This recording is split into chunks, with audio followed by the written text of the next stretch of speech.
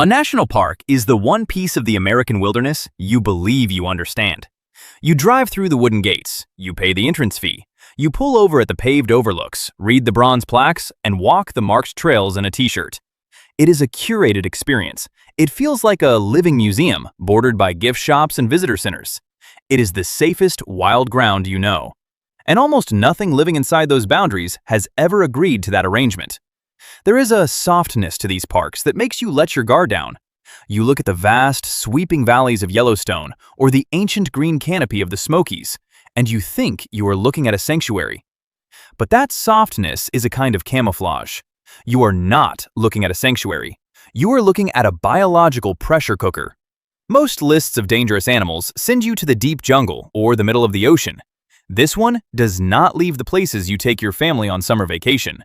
Today, we are counting down 9 giant creatures spotted in American national parks that defy everything you thought you knew about wildlife. But we are ranking them by 2 things at once. First, by how likely you are to walk right up to them, assuming they are harmless. And second, by how completely you fail to comprehend their true scale. Because here is the secret of the national parks. These animals are not mutants. They are not anomalies. For centuries, humanity has hunted the largest, heaviest predators and prey out of the gene pool everywhere else. The parks are the only places left where animals live long enough and eat well enough to reach their ancient, terrifying genetic limits. We have forgotten what a fully grown wild animal actually looks like, and these protected borders are where that amnesia gets people hurt. And here is the shape of it. We start with the creatures grazing quietly by the side of the road, the ones people mistake for petting zoo attractions. We end with a leviathan of the far north, something that breaks your depth perception, something you might have already stood in the shadow of without ever feeling it.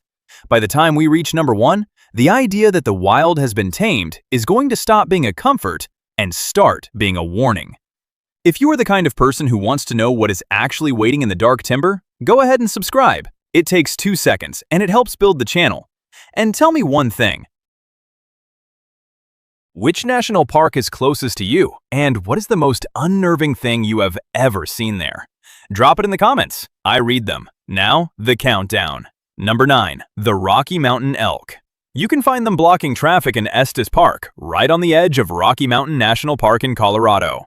They are so common, so accustomed to the flash of cameras and the idling engines of minivans that people treat them like oversized deer. You see tourists walking up to them on golf courses and park lawns trying to get a selfie. What those people do not understand is the sheer, devastating mass of a mature bull elk that has never known the pressure of a hunting season. Outside the park boundaries, a bull might reach 500 or 600 pounds before it is harvested. Inside the park, they survive. They age. A dominant herd bull here can stand 5 feet at the shoulder and weigh over 1,000 pounds, carrying antlers that spread 4 feet across and end in dagger-sharp tines. The denial here is visual. Because they eat grass, people assume they are gentle. But during the fall rut, these 1,000-pound animals are flooded with testosterone, aggressive, and highly territorial. They do not run away from a tourist walking too close. They lower their heads and charge. They can accelerate to 35 miles per hour in seconds, driving those antlers through car doors, through flesh, and through bone. It does not rattle. It does not growl. It simply decides you are a threat, and a half-ton of muscle closes the distance before you can turn around. Number 9 is the reminder that in the wild, a prey animal does not have to be a predator to take your life. Number 8. The black bear of the Great Smoky Mountains. Everyone knows there are black bears in the Appalachians. The prevailing myth is that they are the cowards of the bear world, oversized raccoons that will run at the first sign of a loud noise or a waving hand. And in a heavily hunted forest, that might be true. But the Great Smoky Mountains National Park is the most biologically diverse temperate region on the planet, and it is strictly protected. Here, the bears do not just survive, they gorge. Fed by an endless canopy of old-growth oak and hickory mast, and occasionally by the careless garbage of 12 million annual visitors, the black bears here reach dimensions that rival grizzlies. While a normal black bear might top out at 200 or 300 pounds, Park rangers and biologists routinely document males in the Smokies weighing 5, 6, and even pushing 800 pounds. They are massive, barrel-chested phantoms. And here is the mechanism of danger. Despite weighing as much as a grand piano, an 800-pound black bear moves through dry leaves and dense underbrush in absolute silence. Their soft footpads and rolling gait mean you will not hear them coming. You can be setting up your tent at Elkmont, completely unaware that a creature the size of a small car is watching you from a dozen yards away, perfectly camouflaged against the dark timber. Number 8 goes to the shadow of the eastern woods. The one that proves silence is the heaviest thing in the forest. Number 7, the American alligator. You go down to the Everglades in Florida, and the landscape opens up into a vast, flat river of grass. You see them sunning themselves on the banks of the Anhinga Trail. The eye glosses over them because they look like statues. They look like fallen logs. Most people think of an alligator as a sluggish relic, reaching maybe 8 or 9 feet in length. But the Everglades is a sanctuary with an endless supply of wading birds, fish, and invasive pythons. Reptiles do not stop growing when they reach adulthood. As long as they have food and a warm climate, they just keep getting bigger. In the deepest sloughs of the park, far from the elevated boardwalks, there are ancient males that exceed 13, 14, and potentially 15 feet in length. These are 1,000-pound dinosaurs. The psychology of denial with the alligator is patience. People assume that if an animal is not moving, it is not hunting. They step off the trail to get a better angle. They let their dogs drink from the edge of the murky water. They forget that the alligator has perfected the art of not existing. It can hold its breath for over an hour. It can float with just its nostrils above the surface, sensing the exact vibration of your footstep on the mud. When it strikes, it does not slowly crawl. It explodes out of the water with a bite force of over 2,000 pounds per square inch. Number 7 is the ambush you stare at for 20 minutes without ever realizing you are the prey. Number 6, the bighorn sheep of Glacier National Park. If you drive the Going to the Sun Road, you will look up at the sheer vertical rock faces and see them defying gravity. They look majestic, almost serene against the alpine backdrop. Because they are herbivores, the human brain automatically categorizes them as harmless. But a mature bighorn ram in a protected ecosystem is a marvel of kinetic violence. These animals can weigh over 300 pounds. The horns alone on an old park ram can weigh 30 pounds, more than all the other bones in its skull combined. They are built to absorb head-on collisions at 20 miles per hour, impacts that would instantly shatter a human skull. The danger does not come from them stalking you. It comes from the fact that tourists will hike up a narrow, exposed ledge, see a ram standing on the trail, and try to walk past it. They assume the animal will yield. It will not. A bighorn sheep does not need to bite you. It only needs to lower its heavy, armored head and deliver a single, casual shove. On a trail with a 1,000-foot drop, a 300-pound animal does not have to be a predator to be a killer. Number 6 is the mountain's quiet enforcer, the one that kills you simply by refusing to move. We are at the halfway mark, and if you are still with me, you are clearly someone who actually wants to know what is out there, not just the postcard version of the wild. You are not looking away. So this is the perfect moment to subscribe, because the animals from here up are the ones people flat out refuse to believe are real until it is entirely too late. Number 5, the American bison. If there is one animal that defines the gap between what tourists see and what actually exists, it is the bison of Yellowstone National Park. You drive into the Lamar Valley, and there they are, hundreds of them, grazing in the sagebrush. The internet calls them fluffy cows. People roll down their windows, reach out, and try to touch them as they walk between the stopped cars. It is the ultimate expression of modern denial. A mature Yellowstone bison bull stands 6 feet at the highest point of its hump and weighs up to 2,200 pounds. This is not a cow. This is a Pleistocene megafauna that survived the Ice Age, survived the saber-toothed cats, and survived the short-faced bears.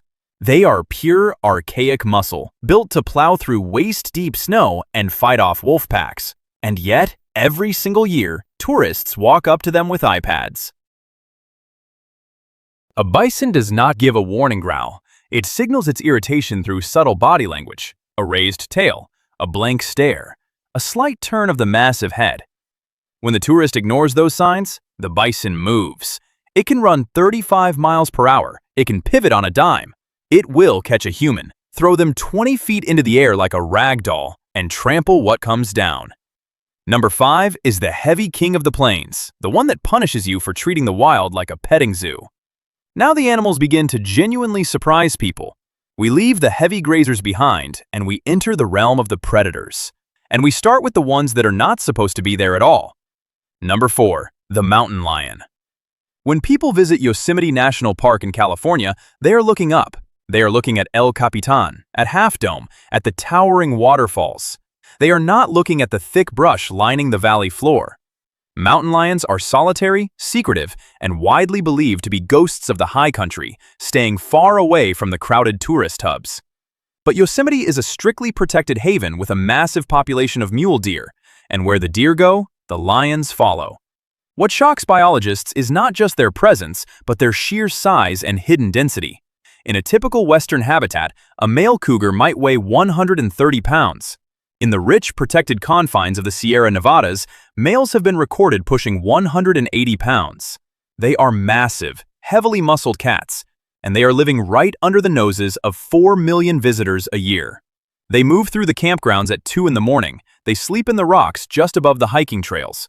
You do not see them because their survival strategy is absolute invisibility. They will crouch on a ledge a few feet above your head as you walk by, perfectly still, letting you pass. They attack from behind, aiming for the base of the skull to sever the spinal cord in a single motion. You will never hear the twig snap. Number 4 is the ghost that casts a shadow, the predator that watches you sleep while you dream of empty woods. Number 3, the gray wolf. For 70 years, the valleys of Yellowstone were quiet. The wolves had been eradicated, shot, and trapped into memory. People grew used to a park without them, but in 1995, they were brought back. The reintroduction program used wolves from the Mackenzie Valley in Canada, a subspecies known for its immense size, built to hunt moose and bison in deep snow. They thrived in the game-rich environment of Yellowstone, and they grew. While a typical coyote might weigh 40 pounds and a standard timber wolf might weigh 80, the dominant males in Yellowstone routinely exceed 130, even 140 pounds. They stand almost 3 feet at the shoulder. They are the size of a small bear, wrapped in the sleek, tireless frame of a canine. The denial here is rooted in our relationship with dogs. We look at a wolf and we see a husky or a shepherd. We forget that this is a hyper-carnivore with a bite force of 1,200 pounds per square inch, capable of cracking the femur of an elk to get at the marrow. They hunt in highly coordinated packs, running their prey to the point of absolute exhaustion. They are not dogs, they are the howling dark of the ancient world, brought back to life. Number 3 is the legend that was erased, only to return larger and stronger than the one we forgot. And that leaves just 2. Number 2 is the creature that changed these mountains forever, the one that defines the very concept of an apex predator. And number 1 is the thing I warned you about at the very start, the one that distorts reality, the one you might have already walked blindly past. Number 2, the grizzly bear.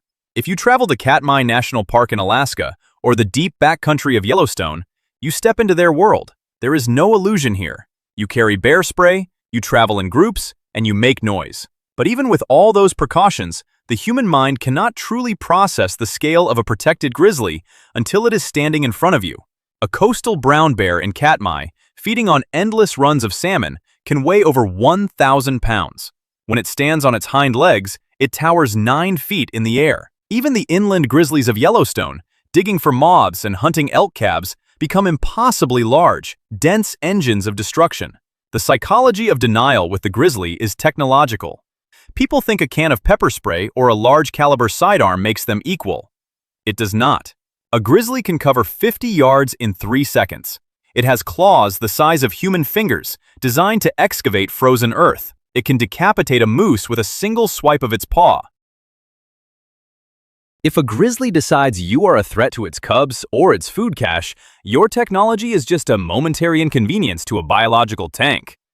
It is not just an animal, it is a force of nature, a localized weather event made of muscle and fur. Number 2 did not just survive the mountains, it rewrote them. And we are only allowed to visit the version of the wild it leaves behind. And so we arrive at number 1. We return to the promise made at the beginning. The creature that breaks your depth perception, the one that completely falls out of the picture you carry of the American wilderness. Number 1. The Alaskan Yukon Moose. You go to Denali National Park or even the Willow Flats of Grand Teton in Wyoming. You are looking for bears. You are looking for wolves. You are not looking for a deer. But a moose is not a deer. It is a biological monument. The Alaskan Yukon subspecies is the largest member of the deer family to have ever walked the earth since the Pleistocene. A mature bull in Denali can stand over 7 feet tall at the shoulder. That is not to the top of the antlers, that is to the shoulder. With the antlers, which can span 6 feet across, the animal towers 9 or 10 feet into the air. They can weigh 1,600 pounds. When tourists see them from a distance, they think they are looking at a horse-sized animal that is relatively close. When the animal finally moves, the brain violently recalibrates. It is not close, it is far away, and it is the size of a moving van on stilts. And here's the true danger. Because they are herbivores, people walk right into the willow thickets with them. But a moose has no predators it fears, other than a pack of wolves or a massive brown bear. It has poor eyesight, a highly unpredictable temperament, and an aggressive territorial instinct. When a moose attacks, it does not gore you. It rears up and brings its hooves down. Those sharp hooves, backed by nearly a ton of downward force, will crush a human skull into the dirt in a fraction of a second. You could have been walking along a creek in Denali, entirely focused on making noise for bears, while a 1,600-pound leviathan stood perfectly still in the willows 10 feet away, watching you pass. Number 1 goes to the giant that hides in plain sight. The one that proves true terror is not always a predator. Sometimes it is just scale. So here's what this list is really about. It is not about fear. It is about a fundamental misunderstanding of the ground we walk on.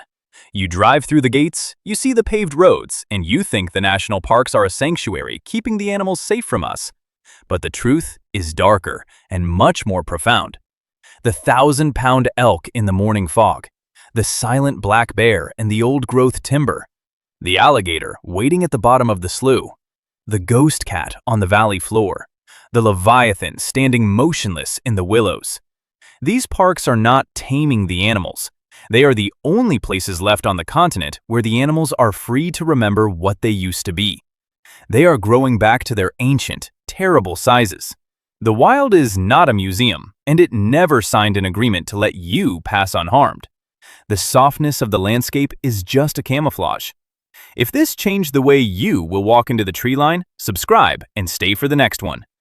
And the next time you are standing on a paved overlook, looking out at a valley that feels just a little too quiet, a little too safe, remember what is looking back, waiting, the way it has waited since long before there was anyone here.